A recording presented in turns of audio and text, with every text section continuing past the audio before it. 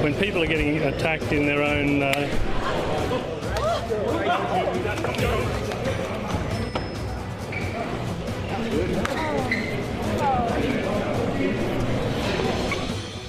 A 17-year-old boy who cracked an egg on an Australian senator is being hailed as a hero on social media. The hashtag #EggBoy trended for much of yesterday afternoon. The senator, Fraser Anning, blamed Muslim immigration for Friday's terrorist attack on 2 mosques that left 50 people dead. Australia's Prime Minister is suggesting the senator should be charged for striking the boy in retaliation. Joining me now is Mehdi Hassan, columnist and senior contributor at The Intercept and host of the Deconstructed podcast. He's also a presenter on Al Jazeera English's Upfront. Mehdi, it's so good to have you. Thanks for having me, I've been really wanting to have you on the show, so I'm glad that you are able to be here in person, especially.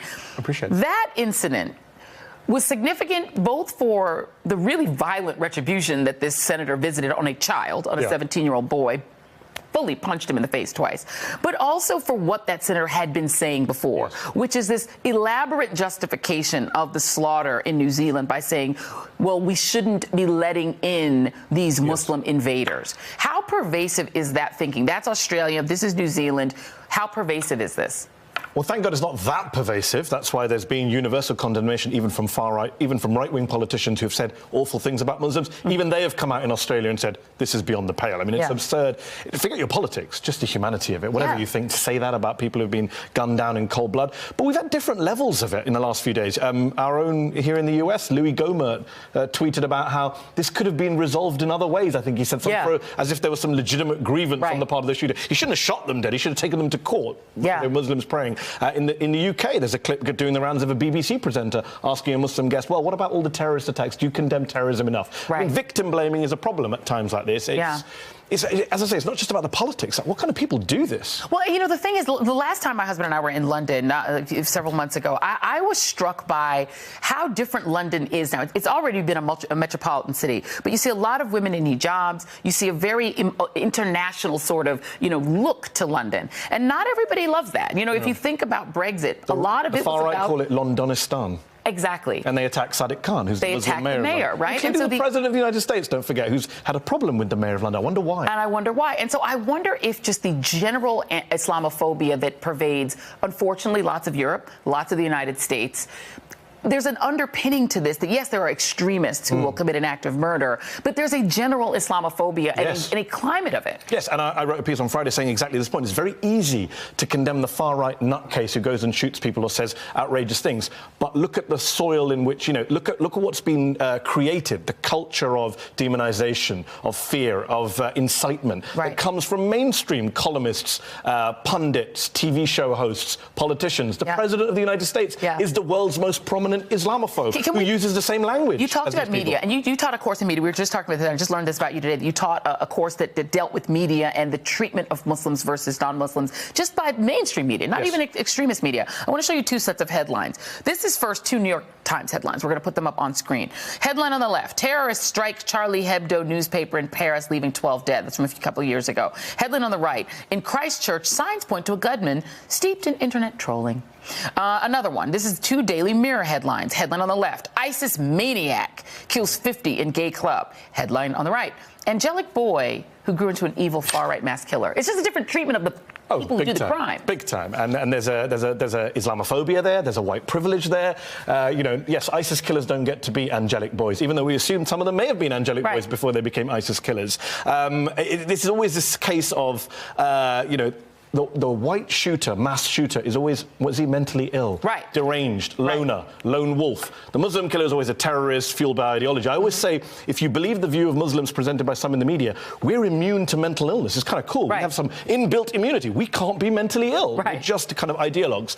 But if you look at the coverage, Joy, the word terrorism is not used for people who are not Muslims. That's the problem. We've been conditioned to believe that a terrorist attack is only an attack carried out by a brown dude with a beard shouting something in Arabic. When, of course, the statistics show otherwise. The ADL says that 3/4 of the terrorist deaths in the United States over the past decade were carried out by far-right domestic white nationalist terrorists. a quarter by Muslims. Can we say that the media coverage of terrorism in this country is 75% white nationalist, 25% Islamist jihadists? Not good. In fact, Georgia State University did a study. They found that a Muslim terrorist gets 4.5 times as much coverage of his crime as a non-Muslim terrorist. 4.5 times. Well, think about the killer in Las Vegas who gunned down hundreds of people. It's hard to even remember him. He's gone. Nobody talks about him anymore. No one talks about him. Here's a statistic for you. The Georgia State guys found that a non-Muslim terrorist has to kill, on average, 7 people more than a Muslim terrorist to get equal coverage as a Muslim terrorist. That's a hashtag media fail. And I'm always reminded of that old viral tweet that terrorism is one of the only areas where white people do most of the work and get none of the credit. And it's a real problem. But, you know, it leads to racism, Islamophobia. It leads to fear on the part of communities of immigrants that, you know, that's where the terrorism threat is, from brown people, from foreign people, not from the terrorism threat in our midst. Even when you have Dylan Roof shoot 9 people, kill 9 black people in a church and then get a nice meal of burgers and fries. Doesn't get charged with terrorism, doesn't get called a terrorist. Alex Fields killed Heather Heyer in Charlottesville, doesn't get called a terrorist, doesn't get charged with terrorism. Robert Bowers, who killed 11 Jewish worshippers in a synagogue last year, doesn't get charged with terrorism, doesn't get... Shooter is the word used in the headline, not terrorist. And look, I have a problem with the whole war on terror discourse to begin with, but let's be consistent. Just make it consistent. The other thing, and I wanted to bring this up with you because a lot of people aren't familiar with Camp of the Saints, which is this sort of, you know, dystopian novel about specifically about the migration of Muslims that Steve Bannon subscribes to, and a lot of people on the far right. Clearly, Donald Trump must at least subscribe to the idea if he hasn't. Though he doesn't read books. Yeah, I don't think he would have read the book. But there's actually been a notable decrease in immigration, in migration to Europe between 2014, when the real peak happened, brought on a lot by the violence in Syria. So a lot of refugees were flowing into Europe, which seems to coincide with this sudden uptick in this real nativist Marine Le Pen across Europe kind of attitude toward Muslims, if not 9/11 sparking some of it is here. How does this wind up impacting people who are in some of these desperate situations, who need someplace to go? Oh, massively. I mean, the whole backlash against immigration now has been driven through this national security prism. And the language, Joy, that's the worst of all. Donald Trump, on Friday, gives his statement, says it's a horrible, horrible attack, then pivots to his border wall nonsense. And what does he say? He says, this is an invasion. People don't like the word, but it's an invasion. What does the shooter in New Zealand, the terrorist in New Zealand, what did he say in his manifesto? He said, these people are invaders. How can the President of the United States use exact same language as a man who just killed 14 and now 50 people in New Zealand just hours later? It's shocking. And look, again, the statistics are very clear. You're more likely to be killed by a vending machine falling on top of you than by a foreign-born refugee terrorist in the United States. And we talk about, it's to do with immigration, it's to do with terrorist attacks. Actually, no, Dalia Mugahid, who you had on the show yesterday from ISPU think tank, she did a study a while back which showed that spikes in Islamophobia and fear of Muslim terrorists, when do they come, Joy, in the US? Every 4 years. Wonder what happens in the US every 4 years. Yeah, it's an election. And the thing and I said this to you when we were on All In together, it's easy to focus on Donald Trump, but he's one person. He couldn't thrive unless there was an environment where more than just himself had this fear and this loathing. You know, even just as a kid, just watching the coverage of the Palestinian people with no empathy, with no sense that this is a people who deserve something, that, you know, that they're human beings, right? But that is not a Donald Trump thing. That's an American thing. Donald Trump is a symptom. He's not a cause of this fear and this hatred and this loathing. He's definitely ridden it to power and has exacerbated it, emboldened it. But yes, you're right. And that's what I was saying earlier. It's not just about Islamophobia, which is a major problem. There is a general sense that, you know, if you're a brown or a black person, whether it's, you know, the coverage of crime in the 80s, the African-American crime, the same idea of demonization of these people being the other. They don't look like us, they don't sound like us, so less empathy, less sympathy. Well, that's where demonization comes from. You cannot... That guy, I've been thinking about that guy in New Zealand for the last couple of days. How do you do that? How do you carry out a massacre like that? I was talking to my wife about this. What kind of human being does that? And Forget the politics. Forget the politics of it. The actual pulling the trigger on these innocent people. You have to view these people as ants, cockroaches. The dehumanization is at the core of all of this. And that's where the language comes in, the rhetoric comes in, the fear comes in, and not knowing people. I mean, there's a poll doing the rounds on Twitter this morning from Shibli Telhami, which shows across the board, the Americans who are least likely to be Islamophobic are Americans who actually know some Muslims. Who've actually, and that applies to Republicans as well. It's the people who've never met a Muslim, only know about Muslims from Fox News or from a Bret Stephens column column in the New York Times or some column in the Wall Street Journal or whatever it is, Breitbart News, that is, or, you know, only know the Palestinians from the coverage of the conflict, not from actually having met a Palestinian refugee or heard their story about Gaza. They're the people who have these views of these people as they're like animals. Yeah. They're, you know, and you hear Republican politicians say this all the time, the language. And we don't use the language of radicalization when it comes to people like the terrorist in New Zealand. Yeah, the first question is not where was he the first question on Friday morning is not where was he radicalized. Exactly. Right. There's no sense of, you know, and we don't ask white community leaders to come out, moderate community leaders to come out and condemn the white people.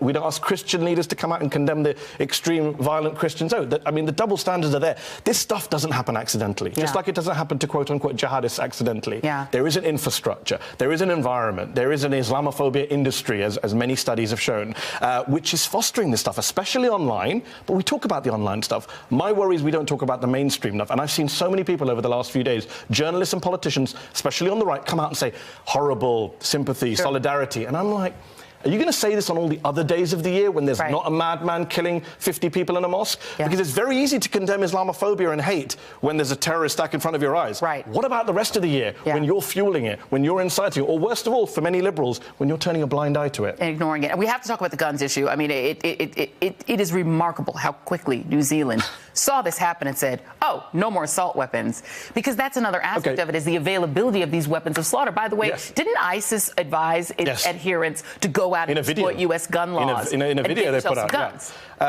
It's interesting you say remarkable. So from an American point of view, it is remarkable. That's true. From a global point of view, it's not remarkable at all. This is what countries do. Australia had a mass shooting. They banned guns. They've had no mass shooting since. Surprise, surprise. In my country, in the UK, in Dunblane, in Scotland, horrific school shooting many years ago, I can't remember what the year was, more than a decade ago. The Labour government at the time banned handguns. No mass shooting since. New Zealand as well already had some tough gun laws, but are now going much further on semi-automatic weapons. It's only in the US where there's mass shootings and you say, oh, thoughts and prayers, and you say, oh, we need to deal with video games. Mehdi, we blew through a break to give you more time, but I'm going to give you literally 1 minute. Solve it. What do we do about this? I mean, because this has been the case for so long. I feel like this sort of stream of Islamophobia has just been there, sort of lurking around, and then 9/11 exacerbated it, and then this stream of Syrian refugees to Europe exacerbated it, and you get a Marine Le Pen popping up and all of this sort of neo-fascism throughout Europe, and then we see the outshoots of it here. What can we do about it?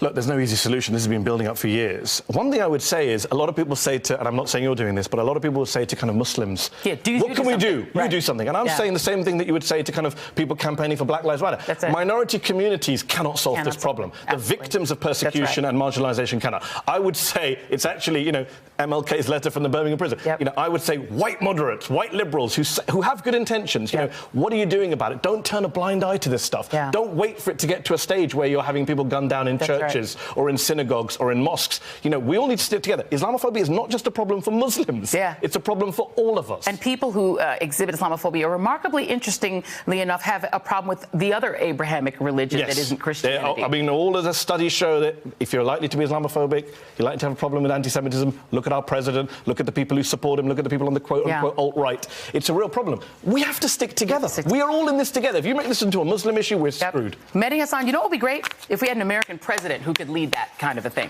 That would be nice. Yeah, that would be nice. That would be nice. We hope. Mehdi, thank you so much. Thank you, Joy. We will do this again. Thank you very much. It's so good to see you. And up next, a closer look at the two shiny new Democrats who jumped into the 2020 race. Go run and get some coffee. Come right back. Thank you.